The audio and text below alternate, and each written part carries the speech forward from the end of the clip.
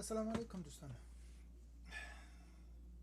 هیله مند یم چې جوړ او روغ اوسئ. زه ډاکټر عمر احمد قایم یم او د موټر چلولو د ازموینې لپاره د سوالونو په پښتو کولو کې ستاسو سره همکاري کوم. ما ستاسو لپاره یو څه مسایل، یو څه موضوعات، یو څه سوالونه تهیه کړي دي او ستاسو سره به یې په ګډه شریکوم. لومړی یو څو اصطلاحګانې دي چې ډېر استعمالیږي، باید لومړی هغه زده کړو. اول لویه لار، اتوبان، شارع بزرگ یا فریوی. په فارسی کې ورته اتوبان، شارع بزرگ ورته وایي، په انګلیسي کې فریوی. دا غټې غټې لارې چې فریوی چې ورته وایي. دوم سړک. سړک معمول دی، عام ټولو ته استعمالیږي. جاده هم ورته وایي، روډ هم ورته وایي او وینو هم ورته وایي. دریم کوڅه یا کوچه یا سټریټ. دا د دې لپاره مهم دي چې په دغه هر یو کې د چټکوالي یا د سرعت تغییر جلا جلا دی او خپل معین اندازه لري. ترافیکي څراغونه یا چراغ ترافیکي یا ترافیک لایټس. ترافیکي اشاره یا ترافیکي اشارې یا ترافیک سیګنالز. دا ډېر مهم دي. د موټرانو تګ راتګ دې ته وایي جریاني ترافیک یا ترافیک.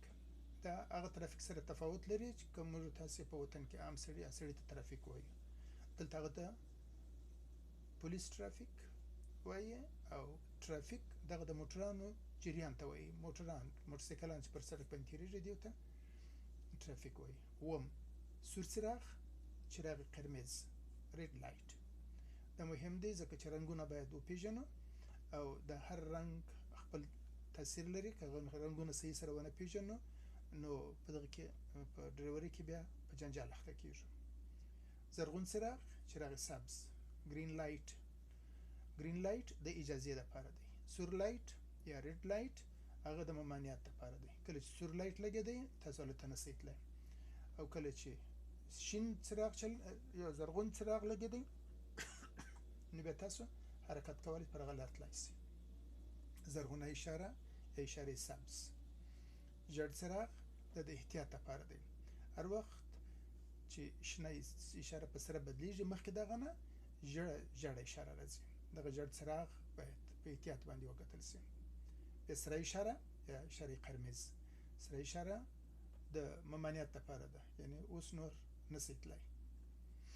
دوم څلور لارې یا چهاررهیي یا جاده متقاطع، په انګلیسي ورته انټرسکشن وایي. په دې کې معنا دا نه ده چې حتما باید څلور لارې وي. چې کله جادې سره قطع سي کیدای سي چې 8 لارې، 6 لارې، 12 لارې، 10 لارې، په هر صورت په ټولو کې مجموعاً انټرسکشن ورته وایي. انټرسکشن معمولاً چې یو سړک بل سړک قطع کړي دې ته انټرسکشن وایي. پلې لارې، پیاده رو یا پیډسترین واک وی. پیاده لاره هغه لاره ده چې د عمومي سړک په څنګ کې لږ څه پورته سوې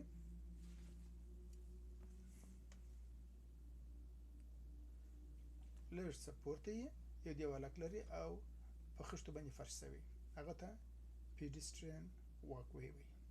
پرې سوی پیاده رو متقاطع یا پیډسترین کراس واک. کوم پیاده رو چې سړک قطع کوي، د سړک د یوې خوا څخه بلې خوا ته، د یوې غاړې څخه بلې غاړې ته پکښې کې تېرېږي. نه معمولا د چاریانو مخ ته او یا هم کېدلی سي د لارې په بلو نورو ځایونو کې چې مکتبونه یا بل شی وي هلته ضرورت سي. هلته د دوو خطونو په واسطه باندې جلا کېږي. کله کله یې په منځ کې موازي خطونه هم وي. د سړک د غاړې دیوالک یا کرب مهم دی. یو کوچنک دیوالک دی، یو 12 سانتي جګ دی. هغه د سړک غاړه ده، یعنی د دغه دیوالک څخه اخوا ته ستا موټر اجازه نه لري چې تېر سي. اخوا ته کله پیاده رو وي، کله مځکه وي او کله بل شی وي. دغه کرب معنا دا چې سړک یې محدود کړی دی، دغه د سړک احاطه ده. لیکه یا صف یا قطار، لین. دغه لین د موټران په لین ولاړ دي، خلک په لین ولاړ دي، حیوانات په لین تېرېږي، بایسکلان په لین دي. لین دغه ته وایي. کرښه یا خط، لاین. دا خطونه دي چې یا سور یا ژړ یا سپین یا شین د سړک په منځ کې، د سړک په بغلو کې یا په نورو ځایونو کې، په تفریحګاهو کې یا په پارکینګونو کې کښل سوي وي. دې ته کرښې ورته وایي یا لاینز. لوی لارۍ یا ټریلر، بار وړونکي موټران، یا د کامیون ورته په فارسی کې، په انګلیسي کې ورته ټریلر ورته وایي، او خصوصا لانګ ټریلر او اوږده ټریلرونه چې دي ډېر غټ بار وړي. د لارې په اوږدو کې د دې سره چلن علیحده دی، د خطر مهم دی. موټر په انګلیسي کې ماشین ورته وایي یا کار، او کار دا کوچني موټران ته وایي چې موږ تاسې تیز رفتار ورته وایو. نورو موټرانو ته نور نومان لري. شلم بډې لرونکی یا موټر یا وانټ سرباز یا ټرک. ټرک دا کوچني بډېداره موټرانو ته وایي. ټول هغه موټران چې کوچني موټران چې بډې ولري هغه ته ټرک وایي. غټانو ته هم ټرک ورته وایي، خو چې ډېر غټ سي هغه ته ټریلر ورته وایي. دا شل اصطلاحګانې به نن زده کړې، نورې به بله ورځ بیا وګورو. تر هغو پورې مو الله عمل شه، خوشحاله ژوند ولرئ. تاسو ته به بل پروګرام په بله ورځ کې درته